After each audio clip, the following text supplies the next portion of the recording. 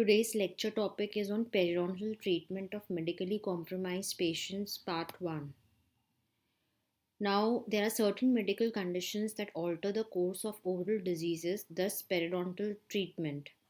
Therefore, detailed case history recording should be done. If a patient is having a certain disease, a proper referral to the physician should be done, and monitoring of the medical condition and modification in the treatment plan becomes important. Now, why knowing a medical history for a patient is important? Basically, it's for a medico legal case. First, we'll be covering about cardiovascular diseases in this section.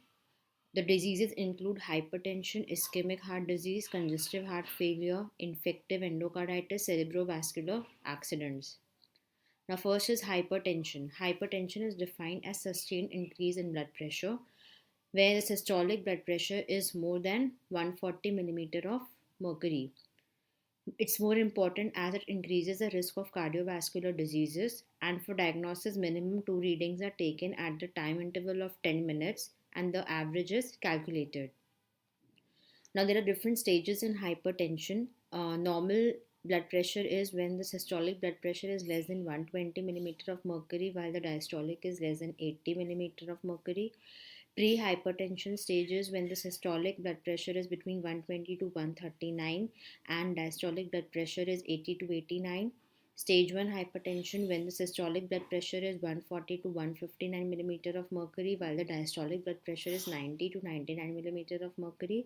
Stage 2 hypertension is when the systolic blood pressure is more than 160 while the diastolic blood pressure is more than 100 millimeter of mercury, and treatment is contraindicated if the systolic blood pressure is more than 180 millimeter and diastolic is more than 110 millimeter of mercury. Now, the hypertension is of two types, primary and secondary.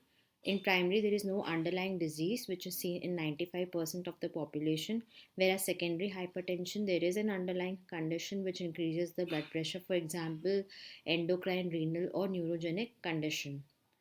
Now, how the patients are managed? The management includes the appointment should be small, calm environment, stress reduction protocol should be followed, hemodynamic stability is maintained, afternoon dental appointment as BP is lower in afternoon, and LA without adrenaline is used. Next is the ischemic heart disease. It includes angina pectoris and myocardial infarction.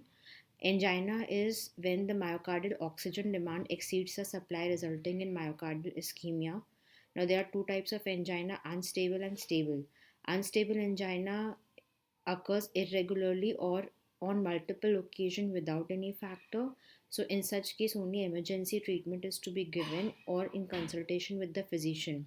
Whereas the stable angina is associated with stress and controlled by medication and rest, elective dental treatment can be given.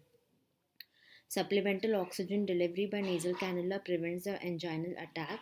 Nitroglycerin should be kept in emergency kit and avoid LA with adrenaline. Now, management of acute anginal pain during periodontal procedure. First of all, discontinue the procedure. Administer zero point 0.3 to zero point 0.6 milligram of nitroglycerin sublingually. Reassure the patient. Administer oxygen in reclined position. If the patient becomes normal, resume the procedure or else terminate. If the symptoms don't resolve in 2 to 3 minutes, administer another dose of nitroglycerin and call for emergency. Third tablet may be given 3 minutes after the second dose, and if it is still not relieved, then myocardial infarction is assured and transfer the patient to the nearest medical facility. Next is the congestive heart failure. It's a condition when the pumping action of the heart is unable to supply sufficient amount of oxygenated blood to meet the body's need. Elective dental procedures are not done.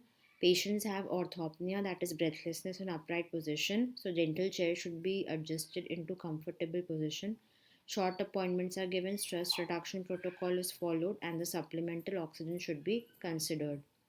Next is infective endocarditis. It's a disease where microorganisms colonize the damaged endocardium or heart valves. Commonly found microbe is alpha hemolytic streptococci. Antibiotic prophylaxis is recommended for such procedures.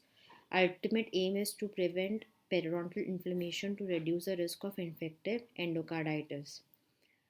Other preventive measures include define a susceptible patient, provides oral hygiene instruction, Recommended antibiotic prophylactic regimen is as follows: amoxicillin 2 gram before the procedure, or ampicillin if the patient cannot take it orally, it's 2 gram IM or IV. If a patient is allergic to amoxicillin or ampicillin, then cefazolin is given 1 gram IM or IV. Guidelines for the periodontal treatment: extract the teeth with hopeless prognosis. Pre procedural mouth rinses should be given to prevent bacteria. Multiple procedures should be done in single appointment. Keep a time frame of 7 days between the appointment. If it exceeds, follow alternative antibiotic regimen. Routine oral hygiene instructions should be reinforced. Cerebrovascular accident. Stroke results from ischemic changes, for example, cerebral thrombosis. Hypertension and atherosclerosis are predisposing factors. Physician's referral is must before a treatment. Active infection should be treated as it may promote blood coagulation and thrombus formation, which is cerebral infarction. Now, what are the guidelines for periodontal management in stroke patients? Long-term chlorhexidine mouth rinses is advocated. Only emergency treatment is given in the first 6 months after the stroke. After 6 months, periodontal treatment to be done in short appointments. LA in 1 is to 1 lakh adrenaline is used, not more than this. Supplemental oxygenation maintained for cerebral oxygenation. Anticoagulant dose alteration to be done only in consultation with physician. BP should be routinely monitored. Conclusion: having awareness about the medical condition is essential for better implementation of treatment planning and to evade any complications. Case history is thus mandatory to arrive at a diagnosis. Thank you.